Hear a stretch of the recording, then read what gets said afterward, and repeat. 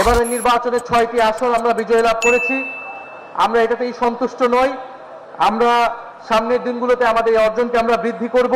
আজকের এই আয়োজনের আমাদের অন্যতম প্রধান উপলক্ষ জুলাই গণ অভ্যুত্থানের যারা শহীদ হয়েছেন সেই সকল শহীদদেরকে আমরা স্মরণ করছি শ্রদ্ধার সাথে। জাতীয় নাগরিক পার্টি এনসিপির 1 বছর আজকে পালিত হচ্ছে। এই 1 বছর আমরা নানান অভিজ্ঞতার মধ্য দিয়ে জাতীয় নাগরিক পার্টি এনসিপি গিয়েছে। শুধু এনসিপি নয়, পুরা বাংলাদেশই আসলে এই 1 বছর বহুমাত্রিক অভিজ্ঞতার মধ্যে দিয়ে গিয়েছে। আপনারা জানেন গণ অভ্যুত্থান পরবর্তী একটি সময়, সেই সময়কে ধারণ করে বাংলাদেশকে এগিয়ে দিতে যে নেতৃত্ব প্রয়োজন, এনসিপি তার জায়গা থেকে সেই চেষ্টা করেছে। আমাদের আজকের এই প্রতিষ্ঠা বার্ষিকীর যে প্রতিপাদ্য যে দেশ যাবে নতুন পথে, ফিরবে না আর ফ্যাসিবাদে, আমরা মনে করি ফ্যাসিবাদ থেকে আমরা বেরিয়ে এসেছি। ফ্যাসিবাদী সরকারের পতন ঘটেছে, ফ্যাসিবাদী বন্দোবস্ত বিলোপের রাজনীতি আমরা করছি। আমরা মনে করি বাংলাদেশের সামনের পথ এটাই, ফ্যাসিবাদকে বিলোপ করে গণতন্ত্র প্রতিষ্ঠা করা সম্পূর্ণভাবে।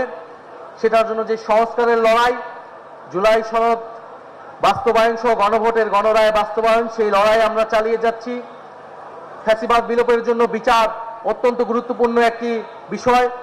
সেই ফ্যাসিস্টদের, গণহত্যাকারীদের বিচারের দাবিতে, গুম খুনকারীদের বিচারের দাবিতে আমরা এখনো সরব রয়েছি।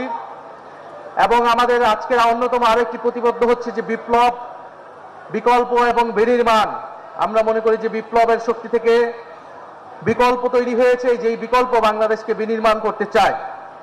এনসিপির পথ চলা 1 বছর হলেও এনসিপির পিছনে অনেক বড় প্রেক্ষাপট রয়েছে।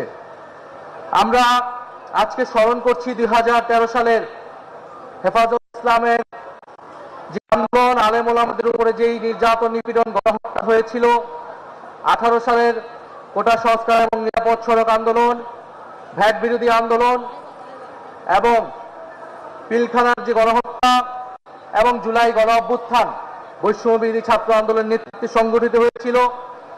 এই প্রেক্ষাপটের ভিত্তিতেই জাতীয় নাগরিক পার্টি এনসিপি গঠিত হয়েছিল।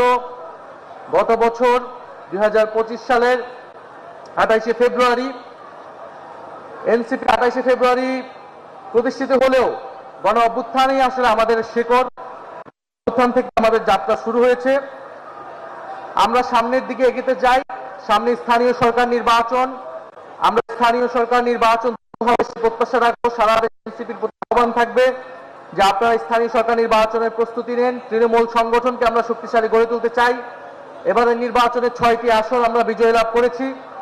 আমরা এটাতেই সন্তুষ্ট নই। আমরা সামনের দিনগুলোতে আমাদের এই অর্জনকে আমরা বৃদ্ধি করব।